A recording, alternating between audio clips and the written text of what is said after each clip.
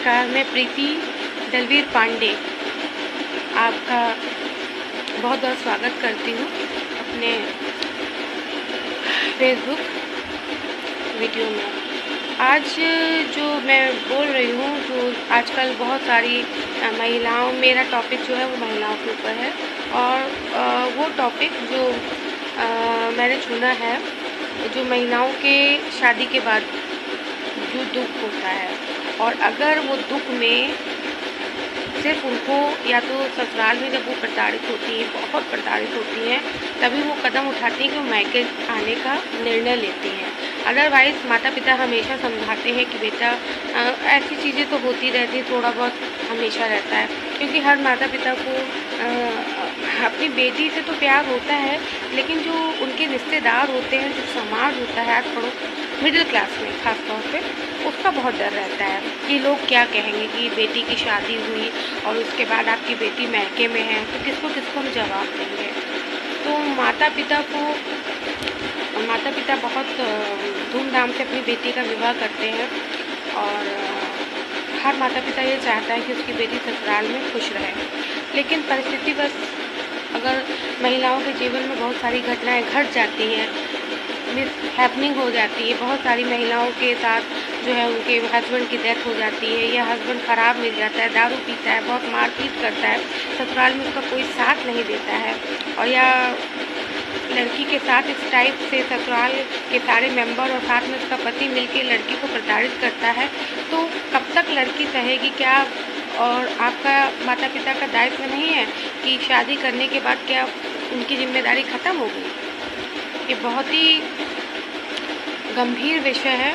हर माता पिता को इस पे अपने विचार रखने चाहिए, क्योंकि आपने उसको जन्म दिया, आपने पाला पोसा बड़ा किया, तो आप केवल ये क्यों सोचते हैं कि आप उसकी शादी के बाद आपकी जिम्मेदारी ख़त्म हो गई।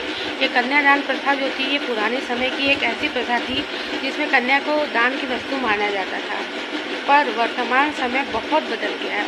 आज आप अपनी बेटी को एजुकेटेड करते हैं, एजुकेशन देते हैं, और आप उसको हर क्षेत्र में भेजते हैं, और आप केवल एक ऐसा जीवन में कि उसका जीवन साथी गलत मिल गया, ससुराल वाले गलत मिल गए, उसके बाद आप उससे बिल्कुल पल्ला झाड़ लें, उसका साथ ना दें। कितना सोचनीय, निंदनीय ये विचार है। आप सोचिए इसको कि ये प्रकरण है कि अगर आप कहें कि नहीं बेटे तुम्हारे भाग्य में जो लिखा था वो तुम झेलो। समाज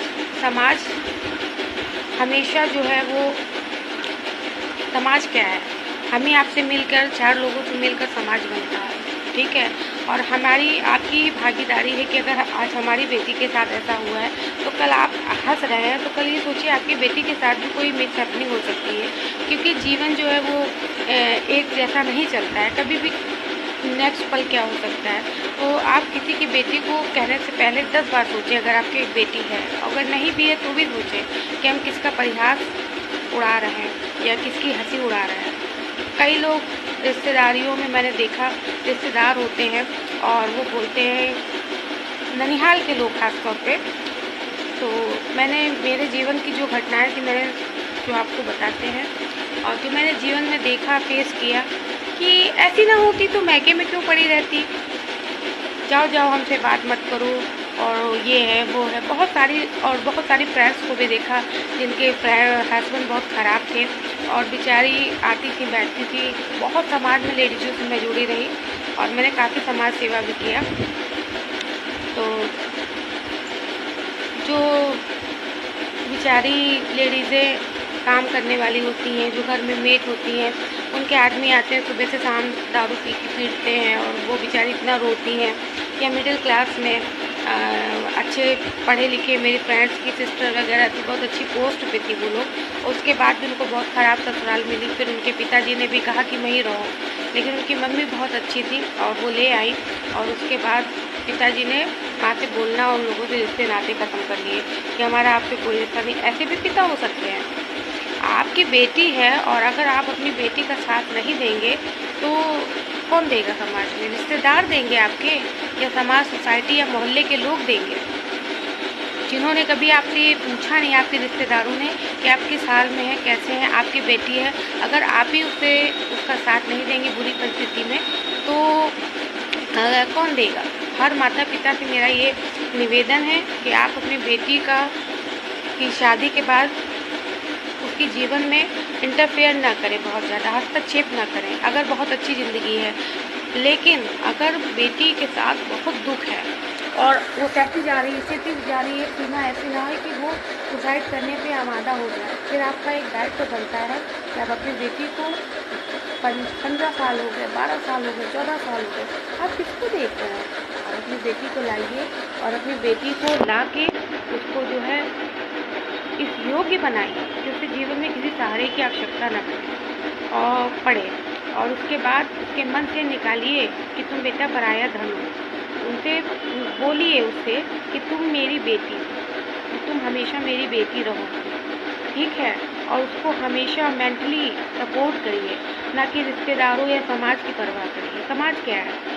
समाज में जब आप बदलाव करेंगे तभी समाज बदलेगा।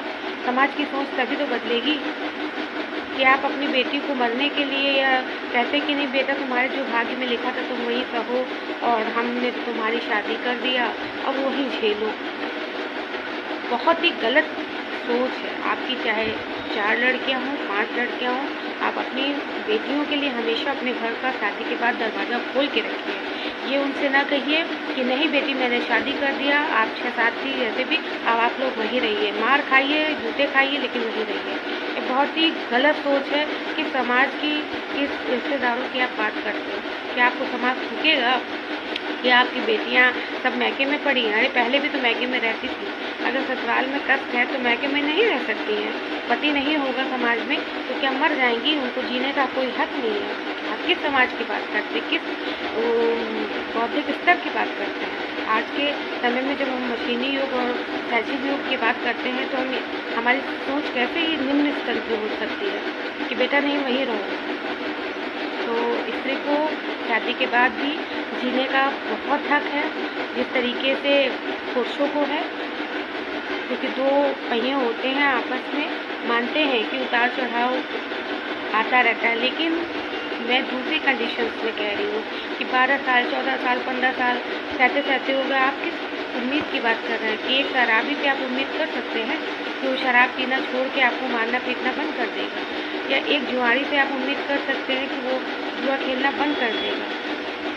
तो अपनी बेटियों का भविष्य मत बर्बाद करिए, ज़िंदगी मत बर्बाद करिए। अगर उनकी लाइफ ख़राब हुई है तो आप उनके माता पिता हैं, आप उसको प्रोत्साहन दें और हमेशा उसके साथ डट कर खड़े रहें और उसे इस योग्य बनाएं कि उसे किसी की आवश्यकता ना पड़े, ना मार खाने की, ना गाली खाने की, और ना ही ऐसी सोच रखने की कि तुम्हारे साथ तुम्हारा पति नहीं होगा तो तुम्हें समाज झुकेगा। नमस्कार।